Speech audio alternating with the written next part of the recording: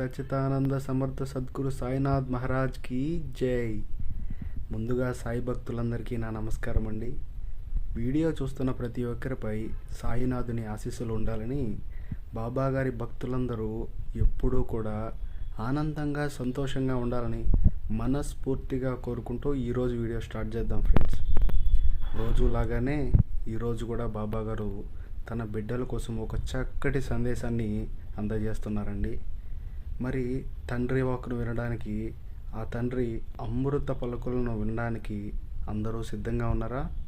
అయితే మనందరి గురించి కూడా, తన బిడ్డల గురించి, ప్రతి ఒక్కరి గురించి కూడా బాబా గారు ఈ విధంగా చెప్తూ ఉంటారు. బిడ్డ, నేను ఉన్నానని నమ్మితే ఇప్పుడే ఇది విను, గొప్ప వరం నీకు అందజేయబోతున్నానమ్మా. సాధారణంగా బాబా గారిపై నమ్మకం లేనంటే ఈ భక్తులు ఎవరు ఉండరు. తమకంటే ఎక్కువగా వారు బాబానే నమ్ముతారు. మనందరం కూడా అంతే కదా. మనపై ఉన్న నమ్మకం కంటే బాబా గారిపై ఉన్న నమ్మకమే చాలా ఎక్కువగా ఉంటుంది. అయితే ఈరోజు బాబా గారు చెప్తున్నారు, నేను ఉన్నానని నమ్మితే ఇప్పుడే ఇది వినమ్మా అంటూ. అంటే అది తన భక్తులకి కించపరచడానికో తక్కువ చేయడానికో కాదు. మీరు ఎక్కడ ఉన్నా వినకుండా వెళ్ళిపోతారేమో. తను చెప్పేటువంటి సందేశం అందరూ అర్థం గ్రహించాలి అని చెప్పి బాబా గారు ఈ విధంగా చెప్తున్నారు. ఎవరి మనసు కూడా నొప్పించడానికి కాదు. బాబా గారికి కూడా తెలుసు మన మనసులో బాబా గారి స్థానం ఎక్కడ ఉందో అని. ఆ తండ్రికి కూడా తెలుసుగా. ఎందుకంటే మనందరం కూడా బాబా గారిని వేడుకోవాలని మనం రాలేదు. మనల్ని తన బిడ్డలుగా చేసుకోవాలని బాబా గారు అనుకున్నారు కాబట్టే మనం బాబా గారి భక్తులయ్యామన్నమాట. ఈ విషయం ఆయనకు తెలుసు. అయితే బాబా గారు ఏ సందేశంలో ఎవరి గురించి చెప్తున్నారో ఎవరికి తెలియదు అంటే ప్రతి ఒక్కరికి వర్తిస్తుంది. కానీ త్వరపడి దీన్ని సరిదిద్దుకోవాల్సిన వంటి కొంతమంది వాళ్ళు ఉన్నారు.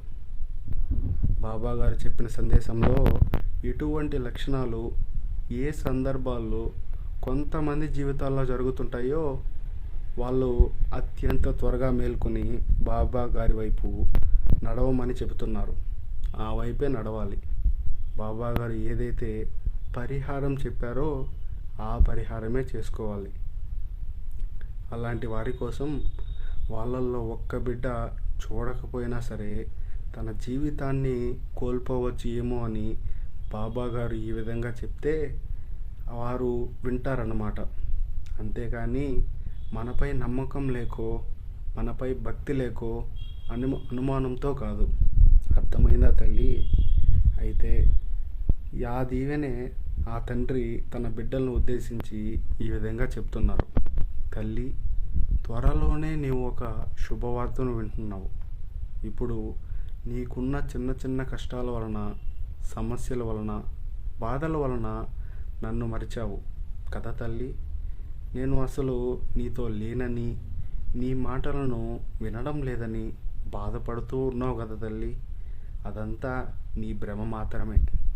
నీ కష్టాలు వస్తున్నప్పుడే నువ్వు నాకు ఎంత దగ్గర అవుతున్నావు. నిజమే కదా. ఒక విషయం గుర్తుపెట్టుకో అమ్మా, నువ్వు బాధపడాలి అని నేను ఎప్పుడూ కోరుకోలేదు, అస్సలు అనుకోనే లేదు.